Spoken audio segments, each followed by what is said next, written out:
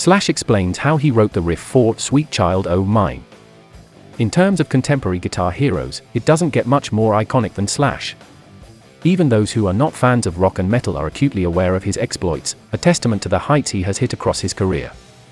Given the power behind Guns N' Roses and Velvet Revolver, Slash's back catalog is brimming with legendary moments that all budding guitarists have spent time trying to emulate.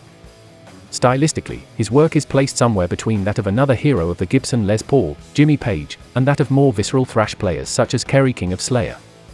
There's a swaggering blues current that runs through his work, but concurrently, there's also high-octane energy and a penchant for electrifying shredding, as displayed on cuts such as Welcome to the Jungle or You Could Be Mine.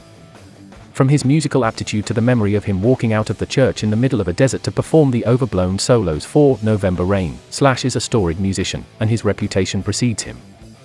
Much of this mythos can be attributed to one track, 1988's Sweet Child O' Mine, one of rock's greatest crossover hits. It has such a universal appeal that we've even seen numerous absurd renditions undertaken on Simon Cowell's talent shows. Famously, Slash's riff is what makes Sweet Child O' Mine so legendary, and luckily for us, during a radio interview made available by Raised on Radio back in 2018, the guitarist revealed how he wrote the riff. All of us were living in this one house. It was completely a shell of a house. We parted this house on the ground, Slash recalled. We were sitting on the floor in the living room because we didn't have any furniture.